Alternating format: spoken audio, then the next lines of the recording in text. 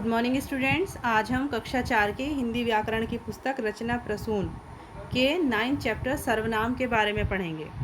इसमें आप सर्वनाम की परिभाषा, सर्वनाम के भेदों के बारे में जानेंगे।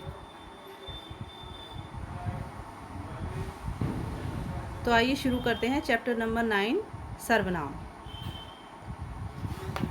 सबसे पहले आपकी बुक में दिया गया है, रवि बहुत खुश है क्योंकि आज दीपावली है। उसने दीपावली के लिए बहुत सी तैयारियां की हैं। वह बाज़ार से अपने लिए नए कपड़े और पटाखे लाया है। उसने रोशनी की व्यवस्था भी की है। उसे आज बहुत से कार्य करने हैं। तो उपयुक्त गद्यांश में प्रथम वाक्य में रवि नाम का प्रयोग हुआ है, किंतु उसके बाद रवि नाम के स्थान पर उसने, वह, अपने, उसे आदि शब्दों का प्रयोग किया गया है। अतः स्पष्ट है कि बाद के वाक्यों में संज्ञा के स्थान पर कुछ अन्य शब्दों का प्रयोग किया गया है। संज्ञा के स्थान पर प्रयुक्त इस प्रकार के शब्द सर्वनाम कहलाते हैं। सर्वनाम शब्दों के प्रयोग से भाषा का सौंदर्य बढ़ जाता है। तो इस प्रकार हम कह सकते हैं कि जो शब्द संज्ञा के स्थान पर प्रयोग किए जाते हैं वे सर्वनाम कहलाते हैं। जैसे मैं, तुम, वह, वे, उसका, हम, उसने, उनको आदि। सर्वनाम के भेद। सर्वनाम 6 प्रकार के होते हैं। फर्स्ट, पुरुषवाचक सर्वनाम, निश्चयवाचक सर्वनाम, अनिश्चयवाचक सर्वनाम, प्रश्नवाचक सर्वनाम, निजवाचक सर्वनाम और संबंधवाचक सर्वनाम। फर्स्ट, पुरुषवाचक सर्वनाम।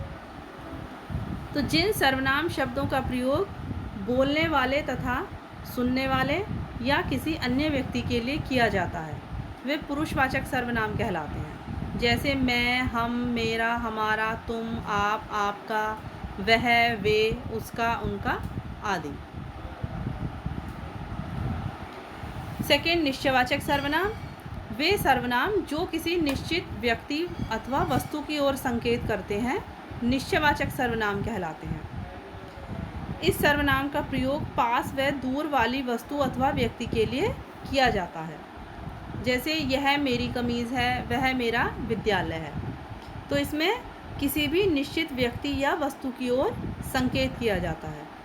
सेकंड, अनिश्चयवाचक सर्वनाम। वे सर्वनाम जो किसी निश्चित व्यक्ति अथवा वस्तु का बोध नहीं कराते अनिश्चयवाचक सर्वनाम कहलाते हैं। जैसे कोई बुला रहा है, दाल में कुछ गिर गया है। तो यहाँ हम निश्चित नहीं हैं कि हमें कौन बुला रहा है या दाल में क्या गिरा हुआ है, इसलिए यहाँ पर अनिश्चयवाचक सर्वनाम है। नेक्स्ट, संबंधवाचक सर्वनाम। किसी वाक्य की दो बातों में संबंध बताने वाले शब्द संबंधवाचक सर्वनाम कहलाते हैं। जैसे जो, वो, यही, जिसने आदि। जो पढ़ेगा वो उत्तीर्ण होगा, जो करेगा वो भरेगा, जिसे आपने देखा था यह वही है। नेक्स्ट, प्रश्नवाचक सर्वनाम।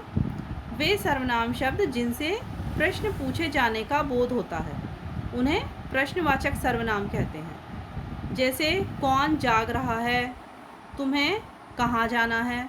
तो जहाँ पर भी प्रश्नवाचक शब्दों का प्रयोग हो या जिन वाक्यों में प्रश्न पूछे जाते हैं वहाँ प्रश्नवाचक सर्वनाम होता है।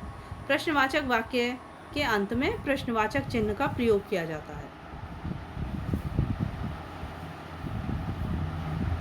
नेक्स्ट, निजवाचक सर्वनाम। जिन सर्वनाम शब्दों का प्रयोग स्वयं के लिए किया जाता है उन्हें निजवाचक सर्वनाम कहते हैं। जैसे मैंने अपना कार्य स्वयं किया है, तुम अपने आप घर चले जाओ। तो यहाँ पर काम स्वयं करने का संकेत मिल रहा है, इसलिए यहाँ पर निजवाचक सर्वनाम है। नेक्स्ट, इसमें विशेष।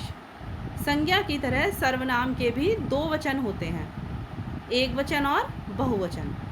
मैं, मैंने, यह, वह, उसे, उसको, तुम, तुम्हें आदि, ये सभी एक वचन हैं। उसी तरह हम, हमने, वे, ये, उन्हें, उनको, तुम सब आदि, यहाँ बहुवचन है। तो सर्वनाम भी संज्ञा की तरह ही एक वचन और बहुवचन दोनों रूपों में ही प्रयोग किए जाते हैं। जिस व्यक्ति का आदर करते हैं उसके लिए सर्वनाम के बहुवचन रूप का प्रयोग किया जाता है। जैसे पिताजी काम से गए हैं, वे देर से लौटेंगे। तो इस पाठ में आपने सीखा संज्ञा के स्थान पर प्रयोग किए जाने वाले शब्द सर्वनाम कहलाते हैं। सर्वनाम का अर्थ होता है सबके लिए नाम। सर्वनाम 6 प्रकार के होते हैं।